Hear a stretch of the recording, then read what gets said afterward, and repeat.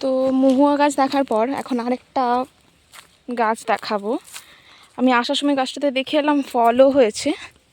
তো এই ফলগুলো পেড়ে খাওয়া যায়, রোদে শুকিয়ে অনেকে খায়, আবার অনেকে পুড়িয়ে খায়। আবার ওর যে বীজটা সেটা এখানে আমাদের ন্যাচারাল নজর কাঠি হিসাবে ইউজ করা হয়। অনেকে বলে ওটা নাকি পড়লে নজর লাগে না। যাই হোক, এই নজর টজরের ব্যাপার অত আমি জানি না। তো এই যে এখানে একটা পলাশ গাছ রয়েছে, আমি জুম করে দেখাচ্ছি। যেহেতু এগুলো চাষের জমি, এখানে গাছ টাছ মানে ক্ষেতের মাঝে গাছ তো থাকবে না, যেহেতু এখানে চাষ হয়, ধান চাষ হয়। এখন তো ধান উঠে গেছে, তাই জমিগুলো ফাঁকা। যে ওখানে একটা গরু ওখানে ঘাস খাচ্ছে। চারপাশটাতে গাছ রয়েছে, তাল গাছ, খেজুর গাছ, অনেক রকমের।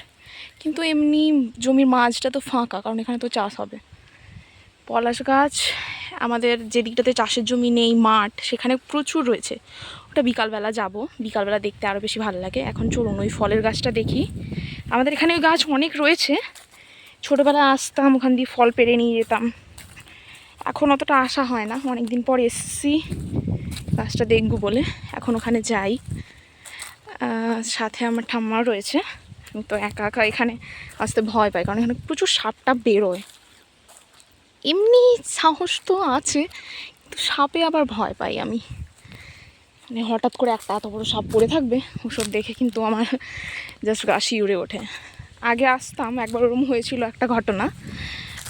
আমি আসছি ওইখানটা দিয়ে, ডাউনটা দিয়ে, তো দেখছি একটা সাপ রোদ পোয়াচ্ছে। ব্যাস, আমার হাওয়া টাইট। সেই থেকে এদিকে একা আসা আমি বন্ধ করে দিয়েছি, ঠাম্মাকে সাথে নিয়ে এসেছি। আর ওই গাছের ফলটা আমি একা একা পারতেও পারবো না, ঠাম্মাকে সাথে নিয়েই পারবো। তো যাচ্ছি ওখানে। এই যে চাষের জমির মাছ দিয়ে রাস্তা, যখন এখানে ধান চাষ হয় তখন এখানে যে আলগুলো, এগুলো সব পরিষ্কার করা হয়, ঝোপঝাড় জঙ্গল কিছু থাকে না, তখন এখানটা দিয়ে পার হওয়া যায়, তখন এখানটা দিয়েই পেরোই। তো এখন ঝোপঝাড় হয়ে রয়েছে, চাষের জমির এখানটা ফাঁকা, তো এখানটা দিয়ে পেরোচ্ছি। এই যে আস্তে আস্তে এখানে এসে পৌঁছে গেছি। গাছটা আর একটু দূর, এই যে চলে এসেছি গাছটার ওখানে। এটাকে আমরা বলে থাকি ভালাই গাছ, অনেকে আবার ভেলা গাছও বলে। এই যে ফলগুলো হয়ে রয়েছে, এখান দিয়ে অতটা দেখা যাচ্ছে না, আমি একটু জুম করার চেষ্টা করি। এই যে এগুলো অনেক রয়েছে গাছটাতে। কী জানি কেন এই গাছটা কারো নজরে পড়েনি। ওইখানে সামনে একটা গাছ রয়েছিল, সেটাতে আবার দেখলাম ফাঁকা, ফল নেই, মানে কারো নজরে পড়েছিল। এটা আজ আমার নজরে পড়েছে, দেখা যাক পারতে পারি কি না। অনেকটা উঁচুতে, দেখে মনে হচ্ছে না যে পারতে পারবো বলে, দেখা যাক, চেষ্টা করব। ঠাম্মাকে ডাকি। এই যে আমি নেমে পড়েছি। ফল তো আছে অনেক, মনে হচ্ছে এই তিনটা যেগুলো রয়েছে এগুলো আমি পারতে পারবো। একটা লাঠি লাগবে খালি, দেখি চেষ্টা করি। মিশন সাকসেসফুল, একটা পারতে পেরেছি। এই যে এই অরেঞ্জ মতো অংশটা, এটা রোদে শুকিয়ে বা পুড়িয়ে খায়, কারণ এর যে রসটা, এটা নাকি মুখে লাগলে ঘা হয়ে যেতে পারে।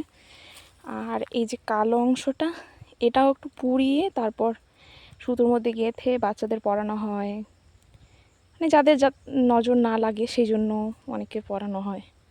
এই যে আরও কয়েকটা দেখবো, পারার চেষ্টা করবো। এই যে ফলেলটা কিউট দেখতে, পুরো সুন্দর, অনেকটা ঠিক কাজুর মতো। কাজুর এটা বড় হয়, এটাও বড় হয়, ওরই ছোটো ভাই বোধহয়।